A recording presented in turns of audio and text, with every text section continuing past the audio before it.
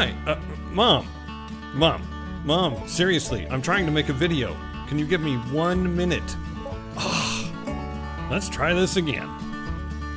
Hi, and welcome to the Spring Hill Equine Seminar. If you're new, like me, don't worry. It's gonna be fun.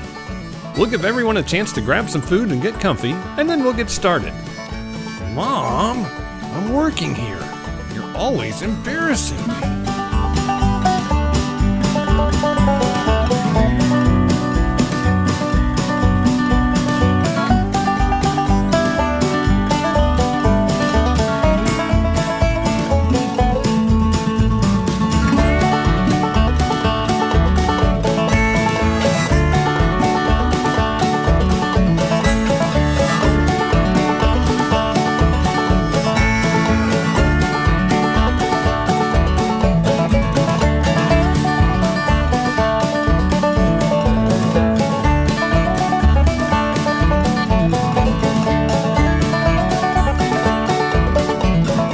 Okay, I think we're about ready to go.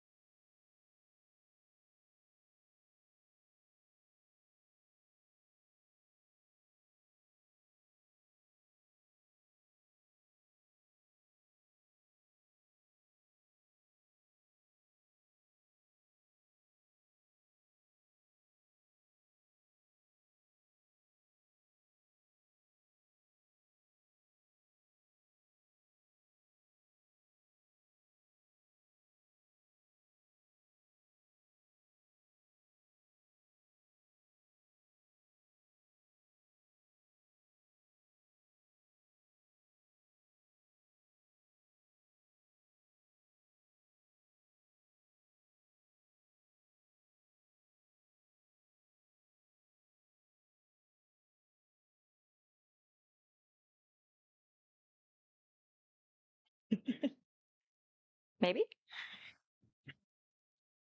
In the comments, can everybody tell us if our audio is working? We've had some technical difficulties.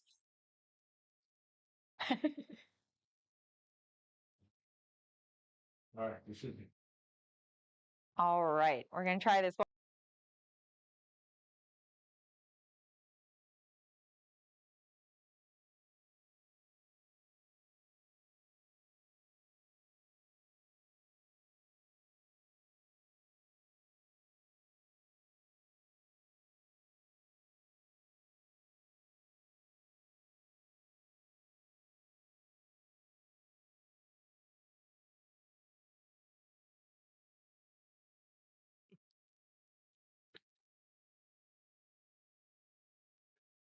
Test 1, 2. Okay. All right, so what I was saying was just make sure to check out our YouTube video series called Horse Girl Goes to the Vet. The most recent one was Horse Girl Gets 52 Thoroughbreds. Super funny. Definitely check it out. But tonight, a little bit more serious topic. We're going to talk about how to keep your horses, but also all of your other animals nice and healthy. Some of the preventive care, basic things you can do, as well as some of the really important things you can do if you do deal with a disease outbreak or spread on your farm or in your house. So first of all, we're going to talk about the basics. Now, this big scary word here, what is biosecurity? So biosecurity is just a set of habits. That's all it is, but it's really, really important. All of us practice biosecurity every day, even if we don't know that we're doing it. I think we're all probably even a little bit more familiar with biosecurity now than we were in 2019, based on all the human health things that have been going on for the past couple of years, but that's just as important for our animals. Lots of the same things apply. So basically just a set of habits that's going to prevent that disease spread. But the important thing is that on your farm or in your home, you've got a collection of animals. You don't want to bring diseases home to them or to the barn to them, but you also don't want diseases to leave your property and go other places. That includes when your animals leave the property. So if they go to a show or to a dog park or a trail ride, you want to minimize the chance that we're going to spread disease or pick up any disease while we're out in the big, wide, scary world. So by practicing those good habits, this becomes something you do every single day, not just something you do when you have a sick animal. We can try to minimize that disease spread. So preventing disease, the big things we can do, these are going to be really big, broad topics. We've covered a lot of these in more specific detail in other seminars, and certainly when we're there for wellness work for any of your animals, we're very happy to talk to you about all of these topics. First thing up here, you know we love it, good vaccination plan. All of your animals should be getting regular vaccinations for different species, different animals, different lifestyles. That's going to be a different sort of individualized plan. But what's really important is that we are keeping them up to date based on what they need, because that's going to be the best, most solid way we can do to protect them from disease, because there are plenty of diseases out there that we can't avoid. They haven't invented enough big and strong bubbles to sort of put all of our animals in. So until then, we've got to do some protection every single year. Proper environmental disinfection. So this is not just when you've got sick animals, but this is also in situations like boarding barns or at horse shows or bringing your dogs to dog parks and things like that. You want to be aware of what you're potentially leaving there. So we want to pick up, animal waste and things like that. And if we're switching around stalls in the barn, we want to be cleaning the stalls really well between animals. That cleaning process is going to depend a little bit on whether you've got porous or non-porous surfaces in your facility, but you want to make sure that you are using chemicals that are going to work in the presence of organic material. That's one of the important things to know. Something like bleach doesn't actually work great in the presence of organic material, but there are some other chemicals and cleaning things that do. And we always want to make sure we're cleaning up all the organic material to the best of our ability before we put those cleaning chemicals on.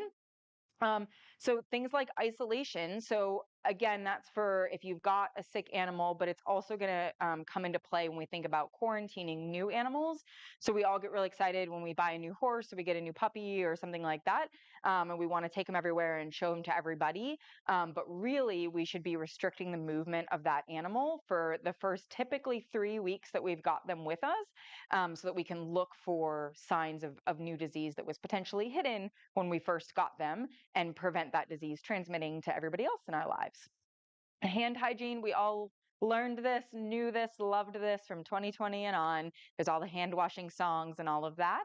Hand hygiene is just as important when it comes to our animals. That's dogs, that's cats, that's horses, that's goats, that's sheep, that's everybody. Between animals, before and after animals, really, really good idea to wash your hands. That can be at a hose in the wash rack. If you don't have a sort of traditional sink at the barn, it can be hand sanitizer if you don't have something else. But washing hands is one of the best things we can do to prevent the spread of disease between animals, but also, certainly from animals to us. There are some things that they can transmit that way. Equipment disinfection, bits are a big one for this. So making sure that we're cleaning bits between horses if we're switching that around. For dogs and cats, things like leashes and collars, we should try to wash them every once in a while. I know I'm not great at that, but something we should try to do to kind of just minimize the potential for disease transmission, especially if you've got communal leashes and halters and collars and things like that. And then education, this is you guys coming and listening to this seminar, but this is also if you are a trainer or you have a boarding barn or you have friends or relatives come visit, if you run a goat yoga place and you've got people coming to visit you, making sure that those people know that washing hands is really important, that if they've got the same type of animals at home, that they're not potentially bringing in disease or bringing home disease. So really, really big one. This goes for really all of our species, but super important when it comes to horses, especially horses out, going trail riding. We really want to try to avoid sharing water sources. That's one of the biggest ways that we can transmit disease. So those sort of communal water troughs out on the trailhead, those are some of the most disease-ridden, dangerous places. And so really having a clean bucket and filling it with a hose without dunking the hose all the way in the bucket under the water. Same goes at the dog park. It's a little bit harder, but typically there's going to be like a hose or something like that at the dog park. Having one of those little soft collapsible bowls and just filling from the hose rather than having that sort of communal place for all the dogs to play in and drink from. Really big, easy thing we can do to not spread disease. So traveling, that's a really big one. The big rule that I think some of us aren't always great at following, but is very important, is to only travel with healthy animals, unless you're going to the vet. That's the caveat. You can bring them here. So animals that should get on a trailer or in a car, go across state, go to grandma's house to visit for Christmas, where she's got her other 3 dogs that haven't been vaccinated in 4 years. Those animals that should maybe go, they're bright and alert, they're happy, they've got a good appetite, there's no evidence of vomiting or diarrhea, there's no fever, there's no normal temperature. The temperature on there is one of our horse normals. That'd be different for a dog or a cat. They've got a nice shiny hair coat. They're generally a healthy animal that has no new evidence of disease. Animals that should not get on the trailer or in the car to go somewhere, again, unless they're going to the vet, that is okay. Something that it's dull, depressed, or lethargic, really not feeling like themselves. Coughing or sneezing, really big ones. We're going to talk about that a little bit later. Someone that's not eating, someone that's got discharge from the eyes or nose. I specifically said green or yellow there because especially in our ruminant species, our goats and our sheep and our cows, and sometimes in our horses, a little bit of clear discharge can be normal or can be a sign of allergy or something like that. But anything that is thick or green or yellow or mucousy is a no-go and a potential sign of disease. So we want to get that looked at, diagnosed by a veterinarian before they go around the other animals that you might want to bring them to, especially to like a big horse show or something like that. And then diarrhea is another big one. That's a major kind of sign of infectious disease and certainly can very easily be spread. If you've ever dealt with an animal with diarrhea, you know that it gets everywhere. It's hard to clean. Another big one that I think a lot of us don't think about, especially as we kind of acquire, you do the horse math or the goat math or the chicken math, where say you're going to get 3 and then you end up with 36 2 days later. So as we acquire these animals, we just sort of mash them all together because we love them and they're all best friends. But separating them by use is something that is really beneficial. So if we've got sort of pasture pet animals, or we've got that are going to stay on the property, or we've got young animals that aren't really working and training and showing yet, and then we've got a population of animals that is going to shows, traveling, maybe going on trails, seeing other animals, it is best practice to actually keep those animals separate. And that is not just sharing a fence, that's not sharing a fence line, that is actually being separated so they can't touch noses, they're far away from each other, to try to minimize sort of spread and transmission of disease. And what that's going to do is hopefully minimize the potential of an outbreak type situation on your property. The ones that are traveling and showing and training elsewhere, we do it the best we can. We vaccinate, we use good biosecurity practices when we're at those shows, but we can't always prevent them picking up something, especially because not everything shows up right away. So they might pick up something, be acting healthy for a few days, come back, and then present as sick. And so we can't always prevent that, but what we can try to do is prevent that traveled animal from coming back and infecting the other 30 animals on the property. So that's best practices there. All right. And then another big thing is going to be see something, say something. So if you see an animal that you're wondering if it's a little bit sick, a little bit under the weather, it's got nasal discharge, it's coughing. The bottom right picture there might be a little bit hard to tell, but that's ringworm in a dog. So if you've got skin lesions, ringworm is contagious to humans, so that's a big one. You've got skin lesions on a dog or a horse or a cat, letting, whether it's if it's not your animal, it's a boarding barn or something like that, letting the owner know, letting the barn manager know. If it is your animal, letting your veterinarian know, but saying something about it rather than just sort of leaving it alone or trying to ignore it. We'll often get oh yeah, well, I guess they have been coughing and sneezing for 2 weeks, but I went to the show anyway because I figured it was fine.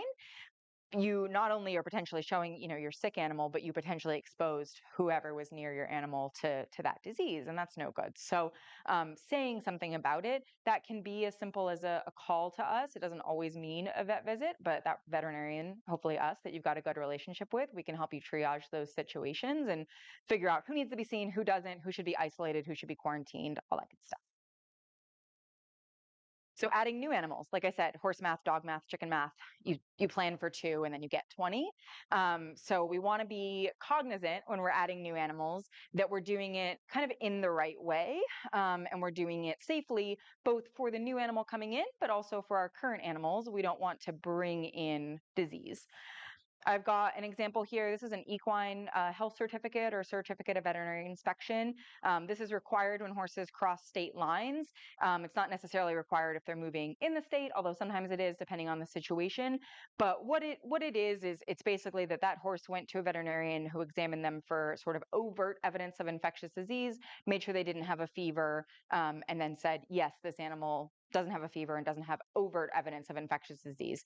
It doesn't tell you that the animal is the most healthy animal, that's ever walked the planet. It's not a complete and full physical exam, but it's just making sure that there's not obvious evidence. So this is a great thing to have. If you're buying a horse, or getting a new animal, really of any sort, having a veterinary health certificate or a veterinary exam done, that can come in the form of a pre-purchase for horses. If you're buying a puppy or a kitten, they should have a certificate of sale and a health certificate, even if they're coming from within the state. That's something in Florida, at least, that should be legally or is legally required.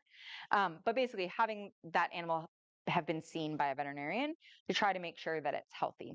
But also just using our eyes and ears. So if that new animal presents to you, making sure that you don't see nasal discharge or ocular discharge or diarrhea or anything like that. So just something really important to know anytime you're bringing an animal onto your property. And then when you do bring the animal onto your property, you don't just want to mix them into the general population right away if you can avoid it at all. So the 21 days up there is for horses. That's a really good number for all species as well. So if you bring a new animal onto the property, they should be quarantined separate and away. And separate is very specific, very far away, 50 yards. We're going to talk about why that number is important later tonight. Away from the rest of your population of animals.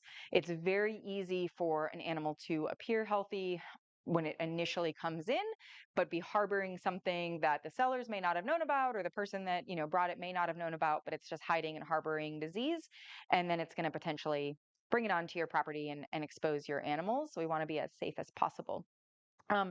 In a perfect world, we do twice daily temperature checks. So fever, especially in horses, is one of the first things that we might see when they're getting respiratory or any other type of disease.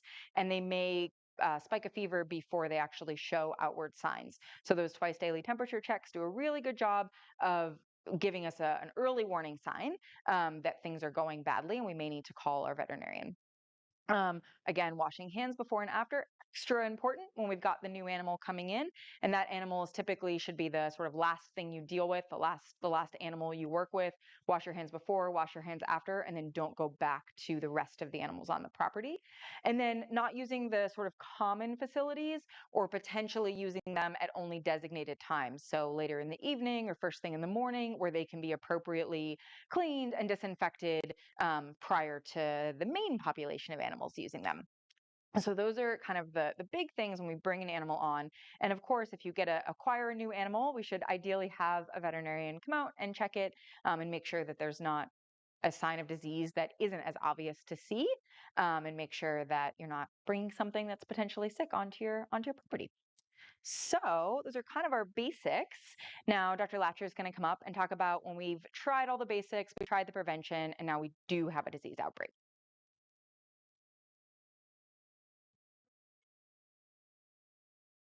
All right, just a quick check. Can everyone hear me? All right. Okay. So who doesn't love a good Monsters Inc. video? But I think one of the big things this video does is it shows us some of the things that we need to do in an outbreak. We need to identify the source of the outbreak. Clearly it's a sock and we should annihilate it, right? We should reduce spread. And here we're reducing spread by removing fur and spraying the culprit who brought in the sock with a disinfectant.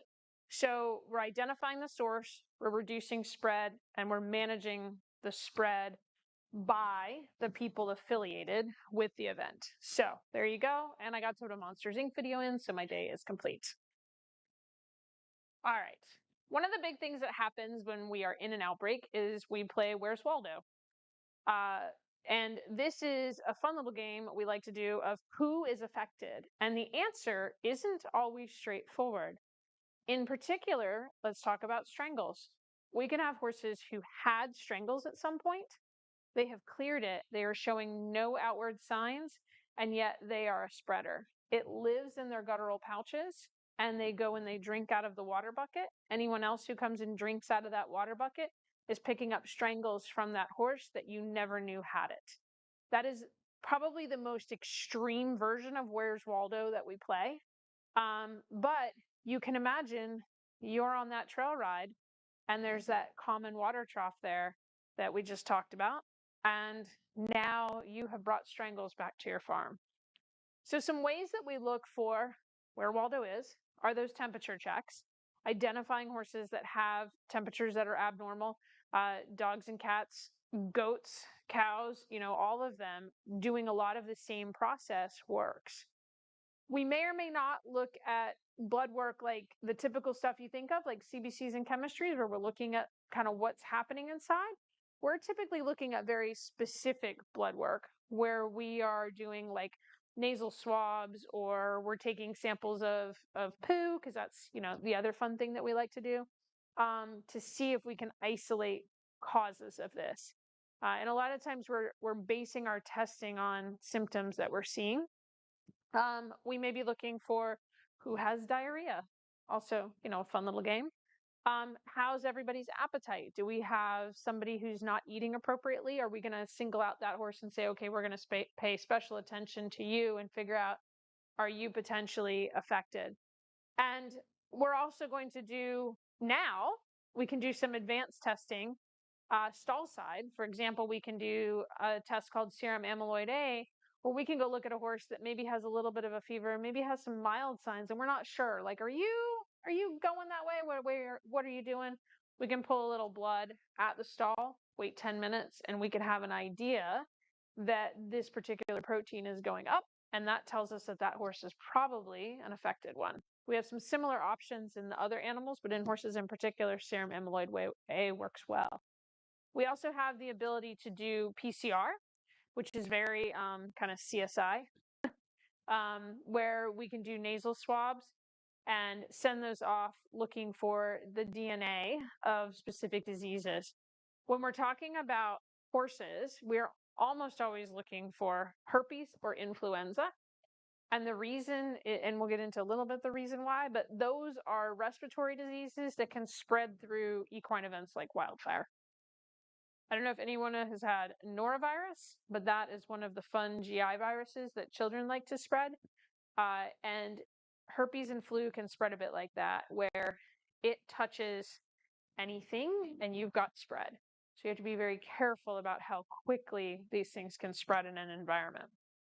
But that PCR testing can let us say, okay, we have this horse right here that has a fever. It's got maybe some nasal discharge. They don't always, and if they do, it'll just be kind of clear nasal discharge.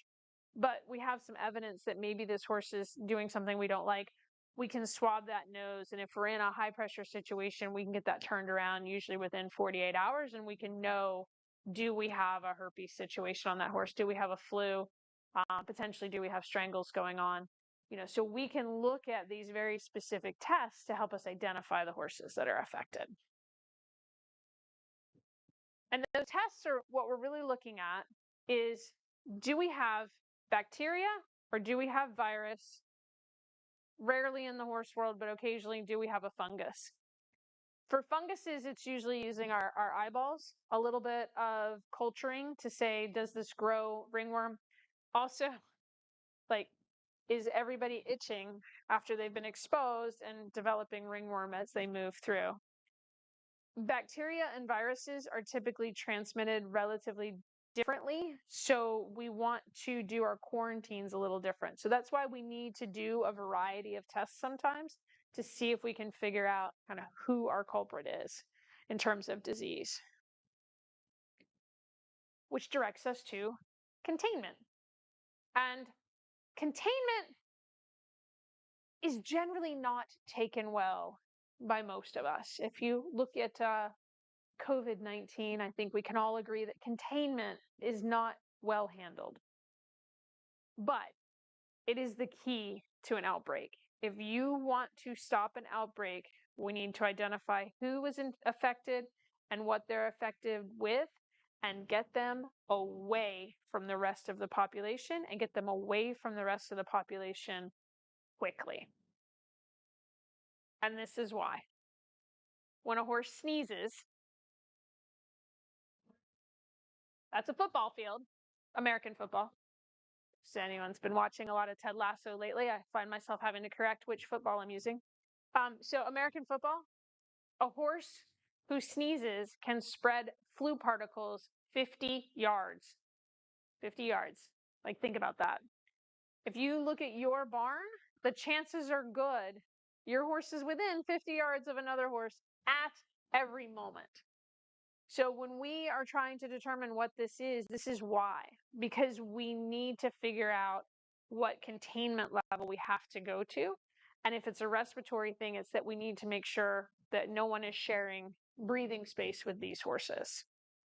Versus if we're looking at diarrhea, which the problem with diarrhea diseases, this is what grosses me about diarrhea diseases. They are spread through what we call the fecal to oral route.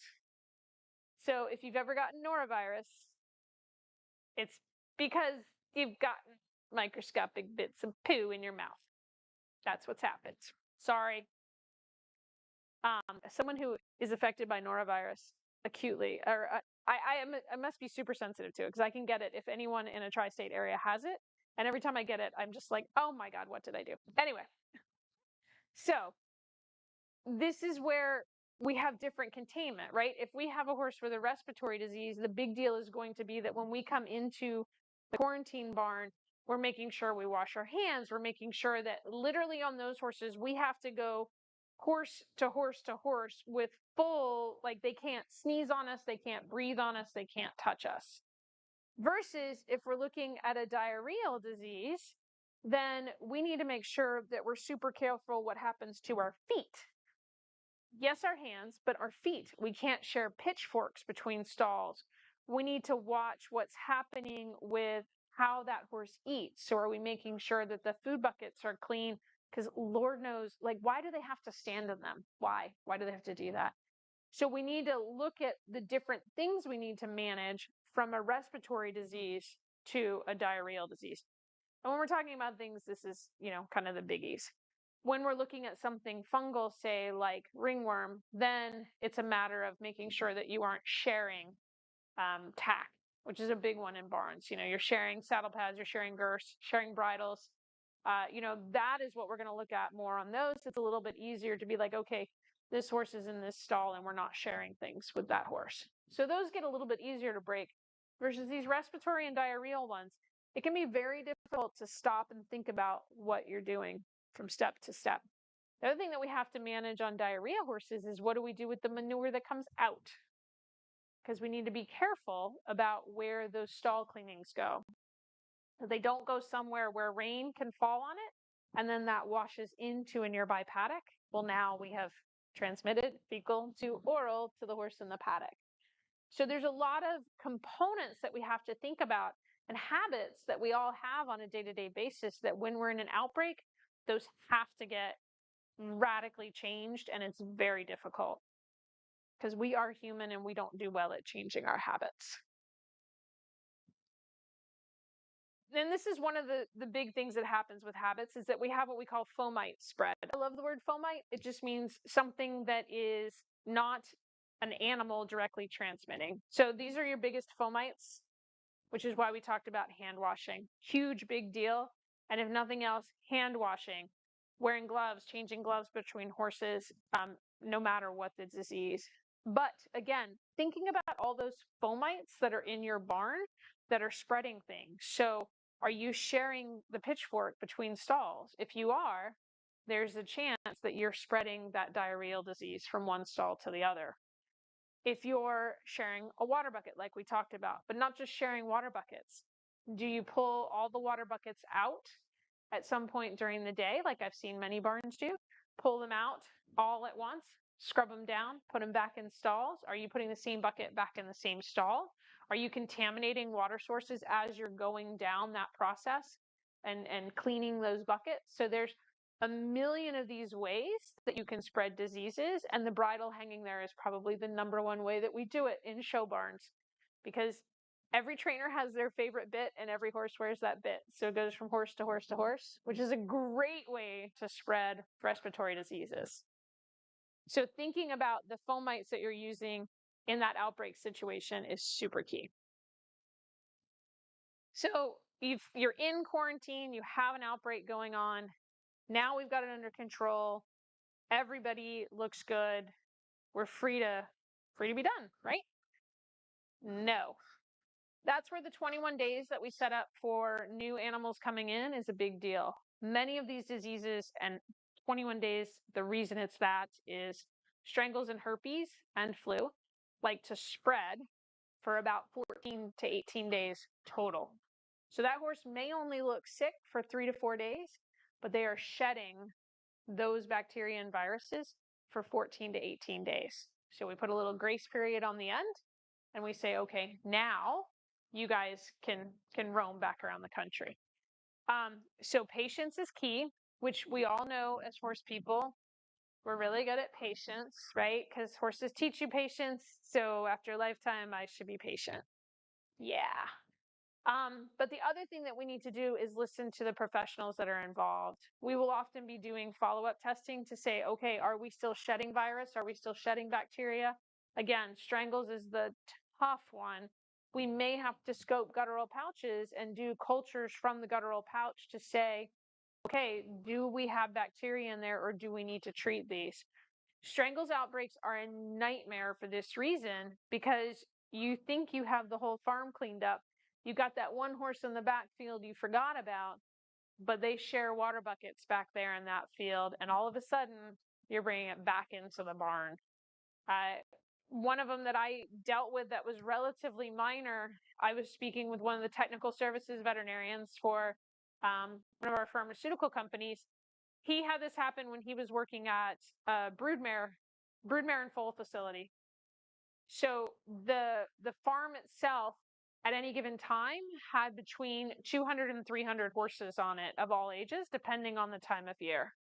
It took them 18 months to clean the facility. So you can imagine that they put some pretty stringent things in place when they finally got it clean, that you couldn't come on without having a negative culture from guttural pouches. Because 18 months of dealing with quarantine. So, think about that, like that these horses could only be worked on one at a time. And between them, that person had to change gloves. They may have had to have, a gown on that they took off. They had to wash their hands. They had to put booties on. They had, like all of that had to happen between each horse. Many of these horses had different owners, so they came and went, and they didn't want to send a horse home with strangles for obvious reasons. So that is the epitome to me of hellish scenario when it comes to an outbreak. And it can be where it is extremely difficult to have the patience to wait for us to say, you are finally all clear. So that is biosecurity in a nutshell. Mostly, just like we all heard through all of 2020, wash your hands. So our next seminar coming up is, I can't quite read that, June 15th. So June 15th at 6:30, and it will be on acupuncture in Cairo. And as always, if you guys have questions now, you can feel free to put them down below. If you think of them later or you're too shy to ask now, you can put them down there later and we'll do our best to get them answered. But biosecurity is the number one thing you can do to keep your horse healthy and happy, and your dog and your cat and your goat, probably your chickens, your cows for sure, pretty much any animal, and you. So there we go. Any questions?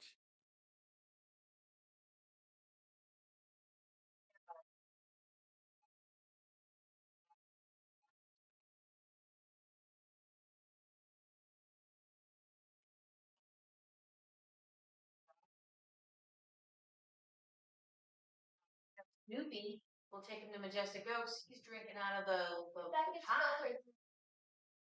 Yeah, but that doesn't mean anything. That doesn't mean that. Nope, doesn't mean a thing.